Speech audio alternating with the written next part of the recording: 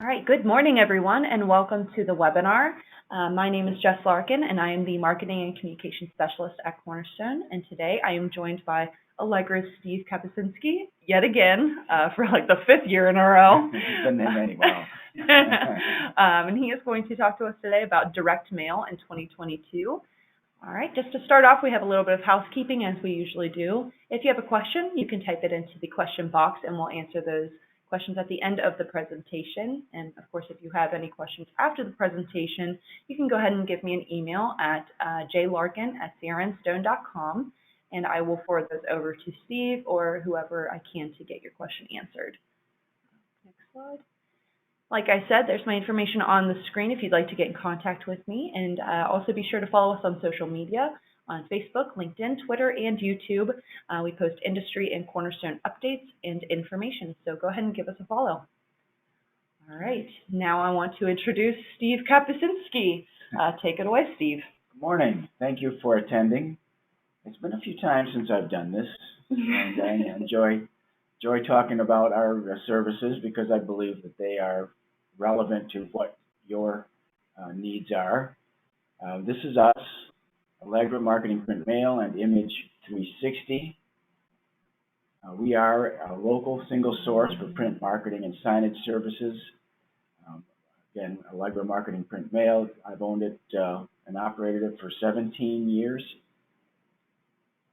Today, we'll be talking about the power of print and using print to communicate with our customers, primarily, again, with targeted direct mail. And as I go along, we'll talk about, it's really a multi-channel approach, which you'll see me talk about as we go along here. I like to talk about the customer journey. As you may or may not already know, it takes 7 to 13 touch points to generate a lead or to generate a sale. And that can be anything from networking to direct mail to social media, a lot of different ways to make these touch points. It doesn't have to be all one channel. And I'll refer back to this customer journey as we go through this. As you see, there's the line across the middle, which is awareness, which is really the beginning point of having a customer become aware of who you are. Then there's consideration. You're learning about the services. They're learning about the services that you offer, and then purchasing those services. And then once you have the purchase, now they're a client of yours. Of course, you want to retain them. Are there other services that you offer for which they may have a need, which they maybe don't even know they have a need, but perhaps you can educate them on that. And then, of course, we all want the advocacy, which is our customers telling people we don't even know how great we are, and then they come to us. That's the best thing we can hope from our customers. And along the way, we'll talk about these other little points along the way here. Consumers need information. I know I do. We conduct more independent research and take a lot more convincing before I'll buy. I know that if I get a prospect in from either my local search or my pay-per-click campaign, first thing I do is I go to the website, try to find the website and learn about the person that's coming to me. Again, I just want to learn about what their business is, what their needs might be. So when I'm talking to them, I'm a little more educated about them before I even start the conversation. As you can see here, 50 to 90% of the buying process takes place before a consumer makes contact with a brand. And we're gathering information, just like I said. Evaluating options, looking at different companies, and you're drawing conclusions. Here's this chart again. Print plays an important role. Why do I care? Why should I buy? Why should I buy now? As you can see here, 56%, for example, visit a company's website after reading direct mail. There's targeted direct mail, there's brochures. 81% of shoppers 72% would rather connect through multi-channel marketing, which is what we're trying to do today. Again, I can take care of print marketing, but I definitely believe that it's a multi-channel approach to a successful overall market and business building campaign. Promotional flyers, product sell sheets. The many uses of print and customer communications. This graph shows how customers communicate with their clients. There's ongoing communications with existing clients, new customer onboarding, welcome kits, customer loyalty programs, new customer acquisition, which is what we're talking about here also. Well, we're talking about a lot of things, but certainly new customer acquisition. Those with greater experience are more likely to use print and multi-channel communications than those with less experience. How do you like that? So, buyers expect their use of print and multi-channel campaigns to increase or hold steady. That's what this chart shows. Pretty much across the board here for new customer acquisition, they're looking at a little bit better than half. We'll expect to grow the use of print. Enrollment programs, same thing, a little more than half. Ongoing communications with existing clients is about the same, et cetera, et cetera. Print is powerful. It stands out. I like these statistics. Consumers receive an average of 567 promotional emails weekly compared with 12 pieces of direct mail. It's memorable. Brand recall is 77% higher for print than digital. Print is trustworthy. 55% prefer paper documents because they believe they are more secure and it's, of course, actionable. 60% of those who received printed mail made a purchase or responded. Of course, print is engaging. You've got the copy, the imagery, the textures, shapes, different inks, and of course there can be links to digital. That's where we talk about, again, multi-channel, where we'll get into that a little bit more as we go through here. Dimensional mail averages a 37% lift in response rate. Excuse me. It is a more expensive mail piece, to be sure, but it does provide a strong lift. Okay, direct mail marketing. Purpose is to motivate action and drive sales.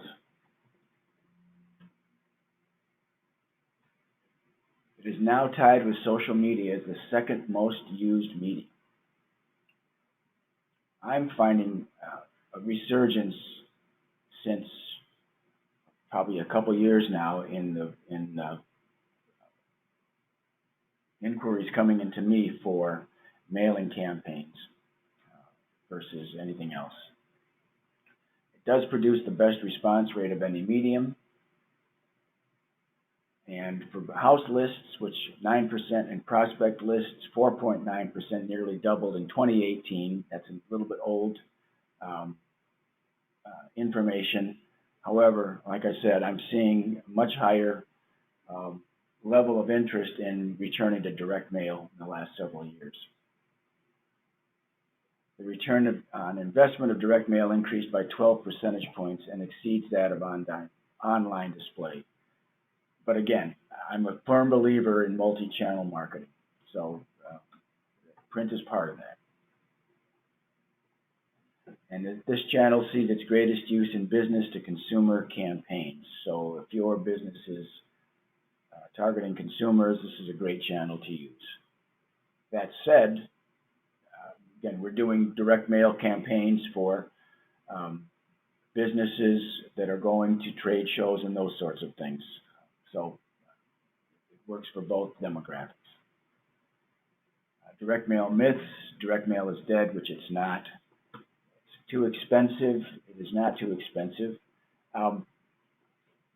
My feeling is if you have a direct mail piece and you're targeted, yes, that on a unit price, that direct mail piece may be more expensive than one of these mass marketed pieces that come in your mail in those little shiny or little cellophane wrapped. But the target demographic is different. In those cases, the ones you receive in these packs of advertising, really is what it is again, that their goal is reach.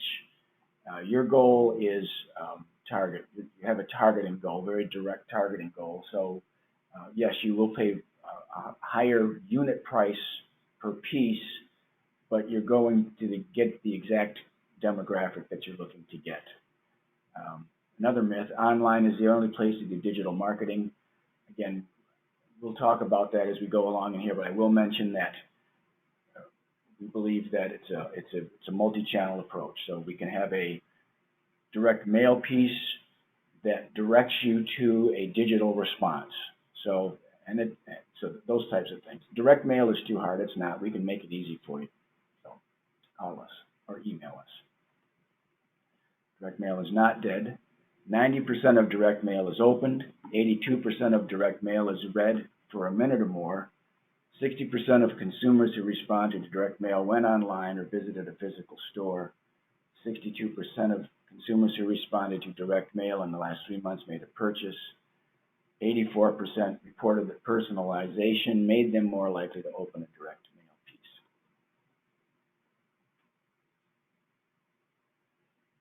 Yes, millennials and direct mail.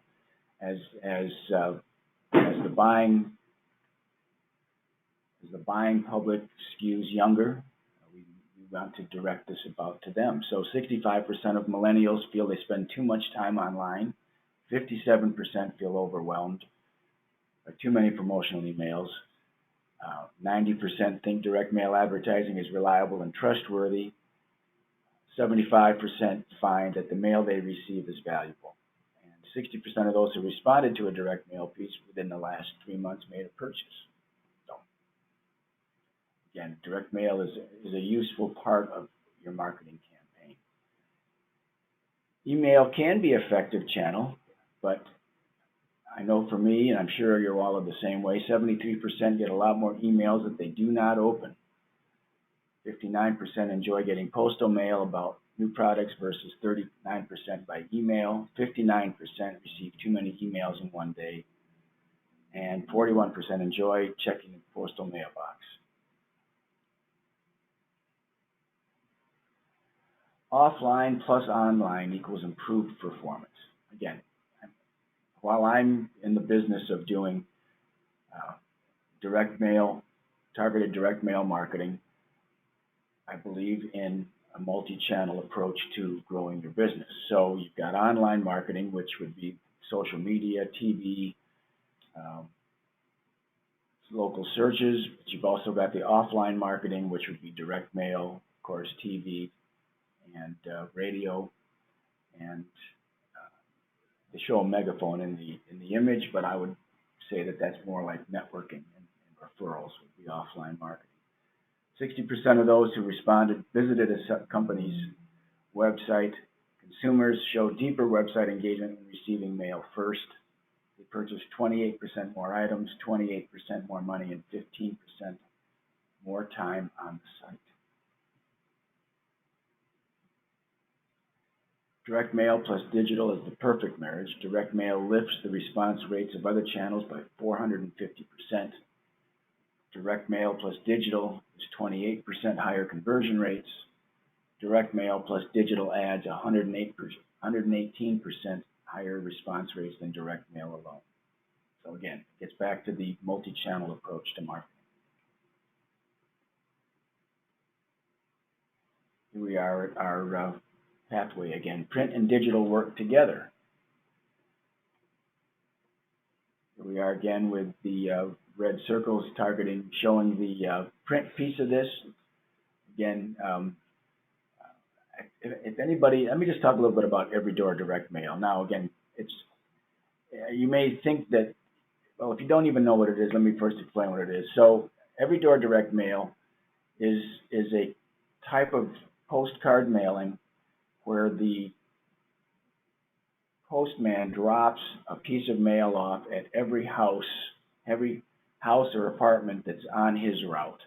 And we can target down, so I guess you may think, well, that's not really targeted, but we can target down to a single carrier route.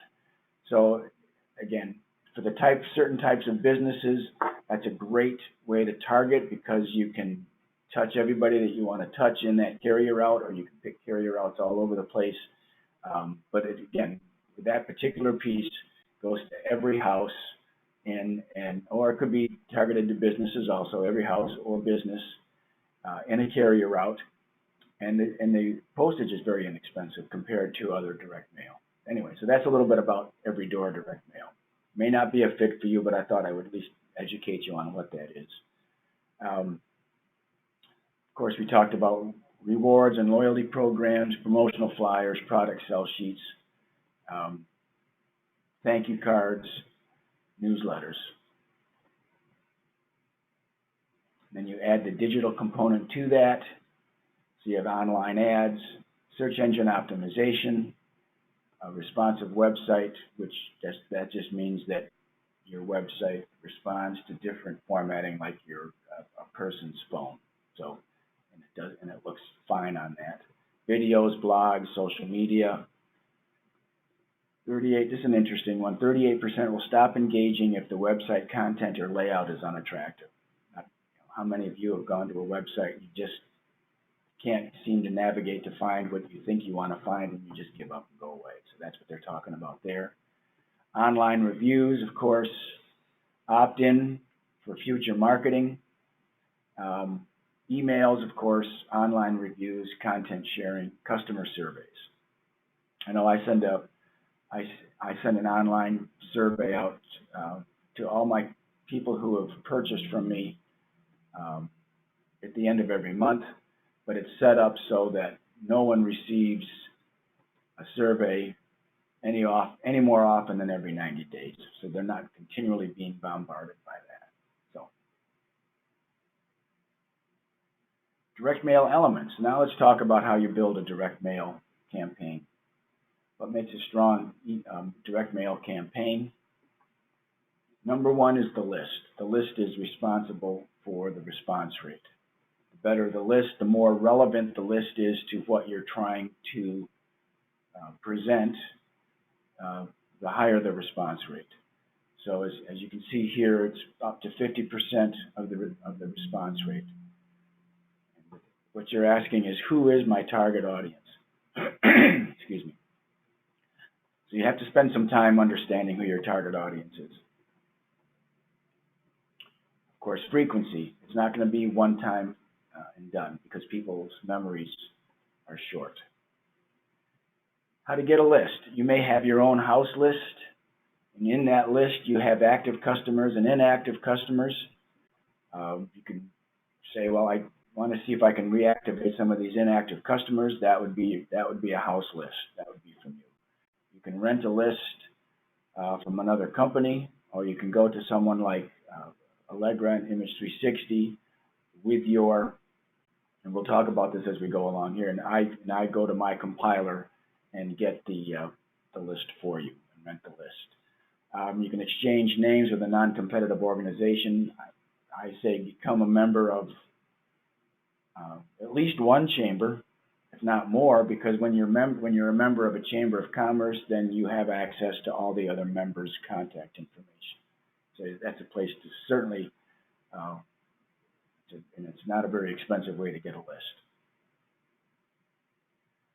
Compile data for business selections. This is business to business, so it may not be what you in particular are looking at, or it might.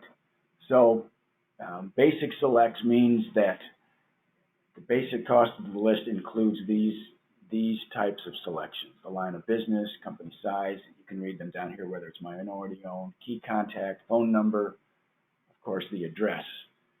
Premium selects means that in addition to the base fee of a compiled list, if you want even more targeting, you can find things such as square footage, owners versus renters, sale volumes, etc., demand, corporate structure, those sorts of information. Those would cost additionally to the basic cost of the list. Similarly, for consumer selections, you have a basic list, which is age, net income, whether they're homeowners, length of residence, that sort of thing, marital status.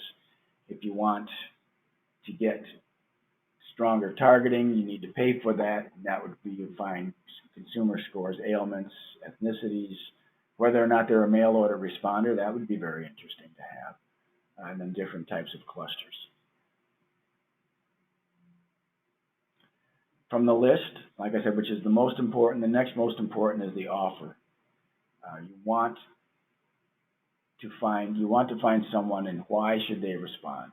So you want to build an offer which is a call to action, which is what I say right here. Include a call to action. The job of your offer is to motivate action. You have to have a high perceived value to the prospect, and you need to deliver it with a sense of urgency, which means there has to be a time limit, time constraint to it. So you can see we're on here, download now, shop now, contact now, free trial, sign up today, join now. It appeals to your target audience, but doesn't attract an unqualified customer. So again, you want to have something where they're not going to be sticking it on a magnet on their refrigerator and forgetting about it for 6 months. You want to have a time constraint to that. The job of the offer is to motivate the respondent to take action. So you got discount offers, buy one, get one, percentage off, dollars off, rebates, those sorts of things. Payment term offers, free trial, bill me later, installment billing, money back guarantee. Promotions, premium on inquiry, premium on order, those sorts of things, pre-samples. Again, some of these offers and promotions may not be relevant to your particular business and prospect base, but again, they can give you ideas for what to consider for a call to action.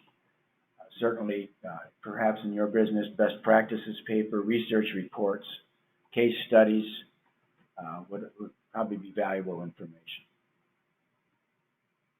Which offer does better? Half off or 50%? 2 for the price of 1, buy 1, get 1 free. Again, these may not be relevant offers for your business, but again, the idea here is to be thinking about how to build an offer. What offer can you or should you try? You may try something like, as I've said, and I'll continue to say, is that it's not a single one and done direct mail. It's really should be 2 or 3 or even more. And you can tweak the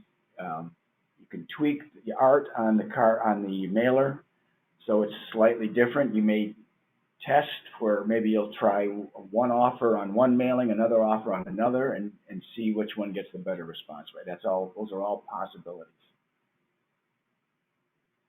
And then number 3, the creative. What does it look like? Does it appeal to your audience? Does it have the right message? And of course, as I said before, frequency. This is not really, the best success is not with just one, because you want to be memorable. You want to try to stay top of mind, and when down the road, if there's not a need right now, down the road, they'll remember your name or your company. So that's why you need to do it several times. So postcards are going to be the most cost-effective. Letter packages are, again, more expensive. They look a little more formal. Self-mailers would be something where it's a trifold, maybe where it's got seals at the top, so that there's maybe a business reply mail piece of that where it's a tear-off if they are interested and they return it to you, and then that's the response. So. Rules for copy and design. Copy trumps art. Again, persuasive copy. The artwork does not have to be award-winning art, because again, you're trying to get the messaging. You want to have artwork that is not off-putting, is eye-catching, of course, but the point of the graphic is to draw them to the information that you have on it. User-friendly, Me Too tone. Keep it clear and simple, be credible, stress the benefits versus the features. Don't try to answer every possible question you think they might have, because you want them to reach out to you. If you've answered everything there in the card and they've been able to make a decision, then you don't have a chance of getting them. So you want to have enough information that's clear and concise for them to say, I need to learn more. I need to talk to this person. And I need to communicate back to this person. So you don't want them to be answered everything in the direct mail piece. What is in it for me? Just for the definition's sake, a feature is a characteristic, a benefit is an advantage. Now, here's some examples below. This car has 6 side impact bags. Well, the benefit is it keeps you safe. This accounting software has an online reporting feature. Well, it's accurate reporting, 24/7 access to data, et cetera, et cetera. You want to stress your benefits. We talked about personalization. Here we have some graphing showing how personalization increases response. Education, static, personalized, that education industry is what we're talking about here. The financial insurance industry, personalized, much higher response rates. And that's probably where you all would be the financial insurance. It's a big, huge jump. So static is about a little over a 2%, personalized jumps up to over 10%. So definitely, and it's not difficult nor really expensive to personalize.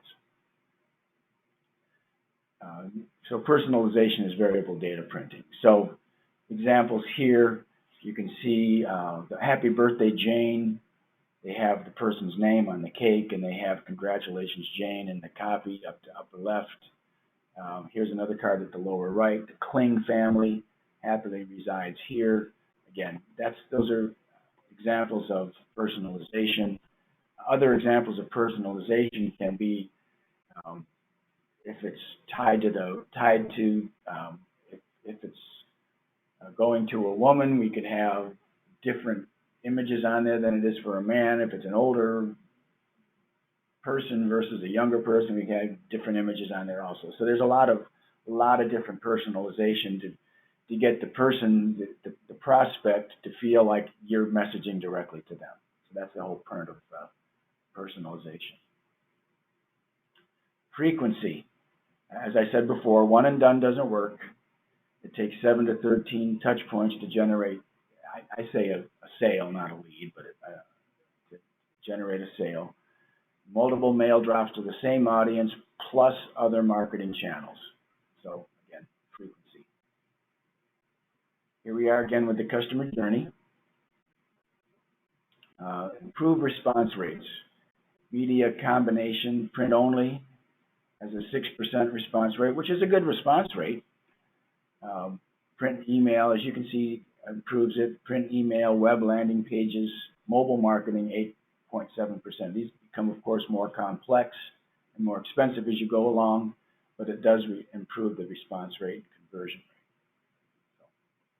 So, again, this print is part of an integrated marketing marketing strategy and tactics.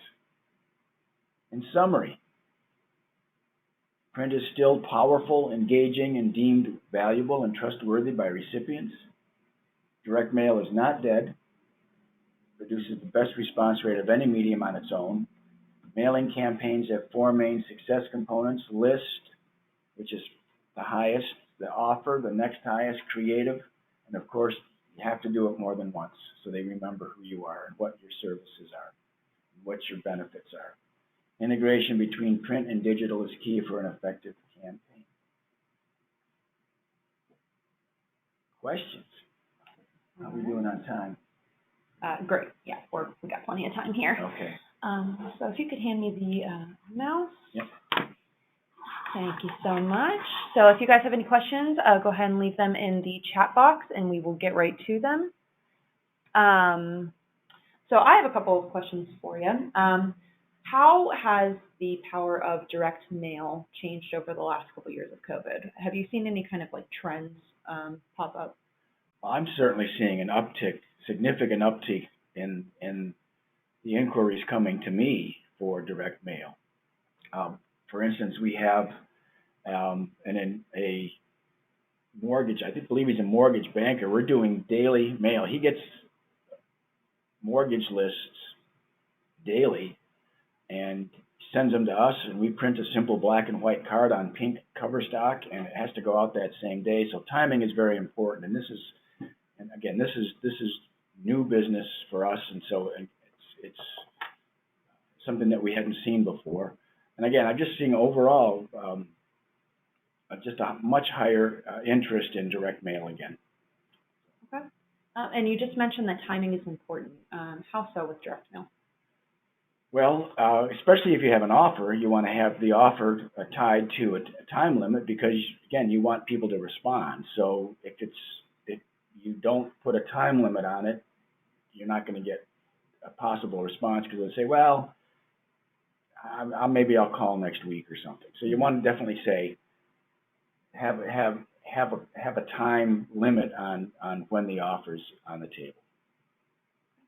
How do you determine the success of a mailer? Is it just the response rate? The response rate, yes, that's the first piece of it. You want to get a response back, and then from that response rate, it's up to you then to, of course, with your benefits, to be able to convert that into a new customer. But yes, the success of the campaign is in the response rate. Yes. What do you think of the use of QR codes in direct mail pieces? I think that can be very effective. It's an easy way for someone to respond. Like I said, we talk about a multi-channel approach to marketing.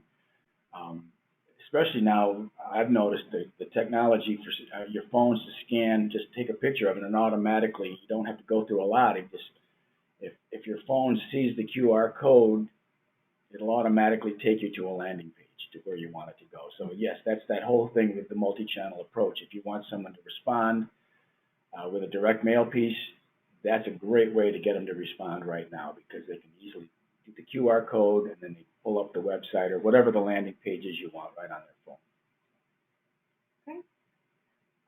Okay. What kind of mail pieces do you find the most effective? You talked about the most cost-effective ones, but which ones do you find are the most successful? My favorite is just a nice postcard. And the reason for that is, as I know for me, as I'm picking up a whole bunch of stuff in the mail, if you have a postcard that's in there, it stands out, number one.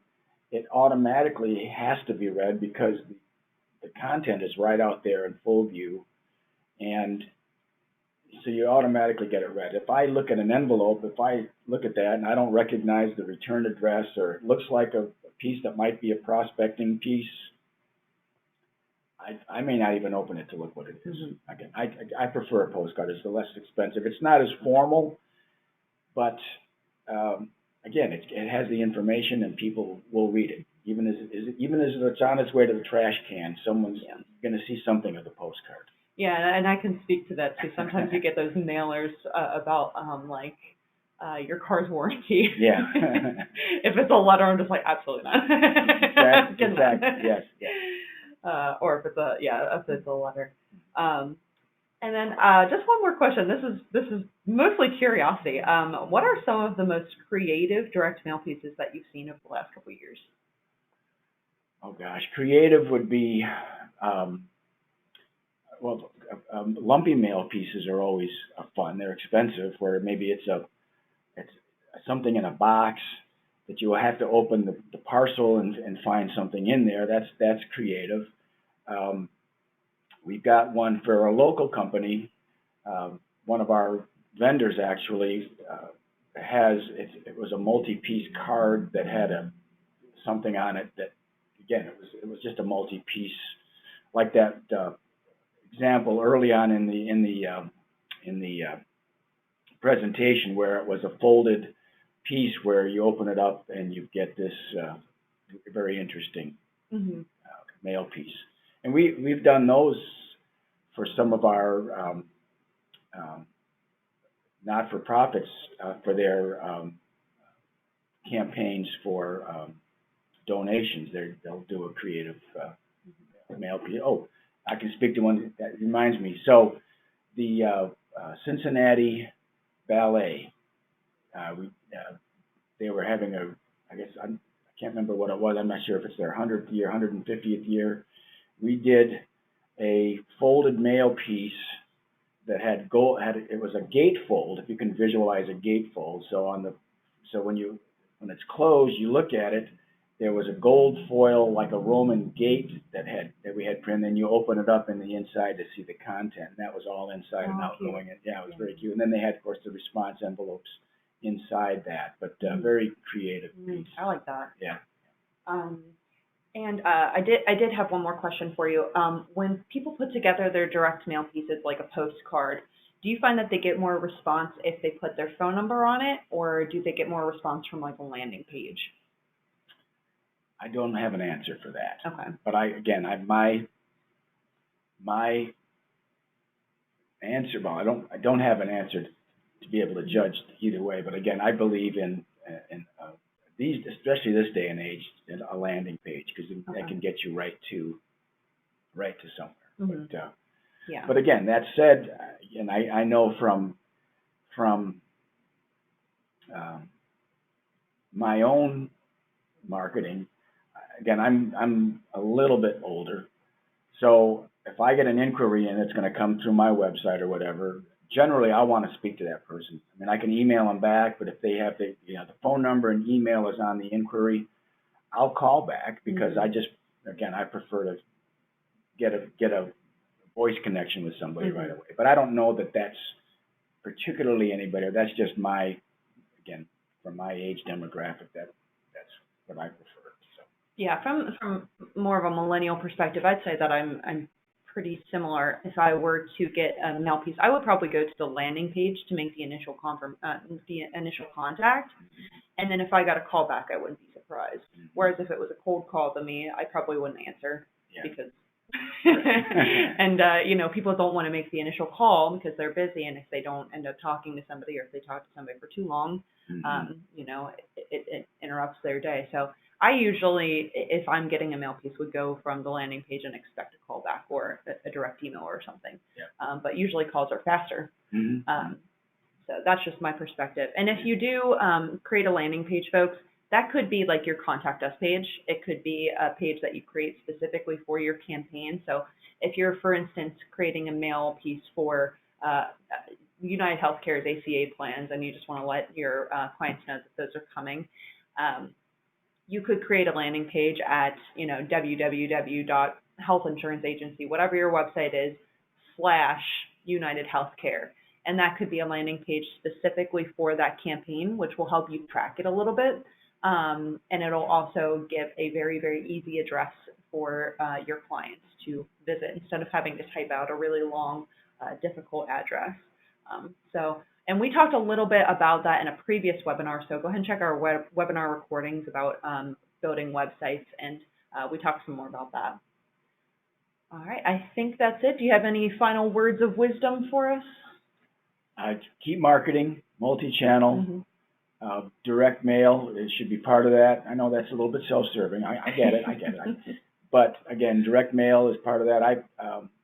It doesn't have to be me, although I prefer it was me. But targeted direct mail, and I think personalization, even very simple personalization, will help the response rate, and it'll key the person in that you know who they are, or in a nice way, not a creepy way.